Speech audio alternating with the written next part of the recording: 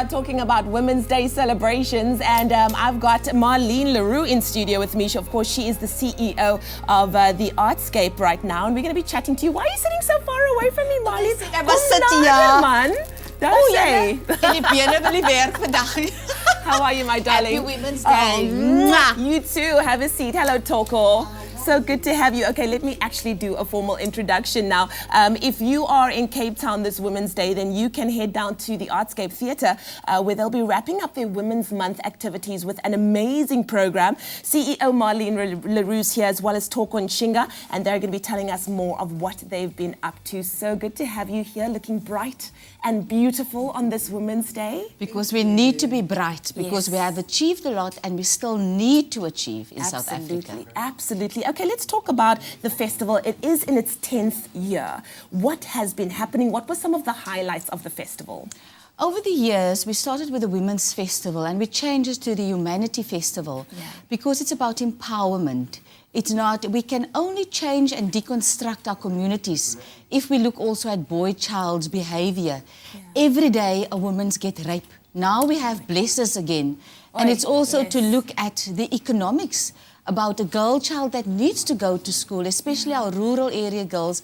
You need to attend school. So in order for you to matriculate and then to achieve whoever you want to be. Our festival in particular looks at the challenges of our society. We have a wonderful constitution. It's the implementation thereof. It's the embodiment of our society. We have 11 languages, and how do we embrace that? So the festival is focusing on the challenges that women still have, but we also concentrate on persons with disabilities. So last night, and Thoko will talk more about it, we're embracing how persons, wheelchair dancers are on stage, and in particular also we're looking at homophobia in itself. So we have a panel that's also coming at 1 o'clock today, and we have a peace walk at 9 o'clock, starting from the Slave Lodge to Artscape, but it's a different kind of it's not a march, it's a walk. Because the question that we ask, what did we march for 60 years ago, and where are we now? But it's also for everybody in our society, is to meet somebody else that you don't know. I love that. Geographically, we're still trapped in the apartheid era areas, so that Manenberg and Gugulethu and Wynberg can walk together and tell their stories to each other. I love that. In that way, you're going to look at friendships across color, across language, and you're still going to have the same issues. Lastly, I want to say we're also going to have 13 lawyers today. And these lawyers are giving their time free of charge. Because when you go to a lawyer's practice, immediately you need to fork out 2,000 rand. And then women are trapped in their circumstances.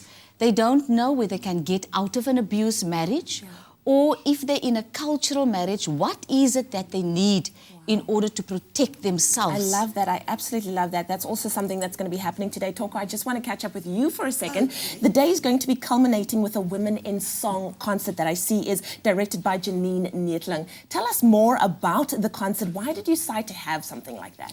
Well, Artscape has always had this Women in Song every other year. But this year I was roped in to be the creative director of the show.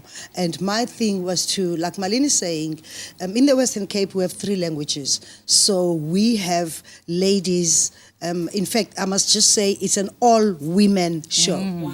All-female band. Awesome. And then we have an age difference. The youngest person in the show is 11 years old. The oldest person in the show is 80 years old. And then we have the 3 languages right through the show.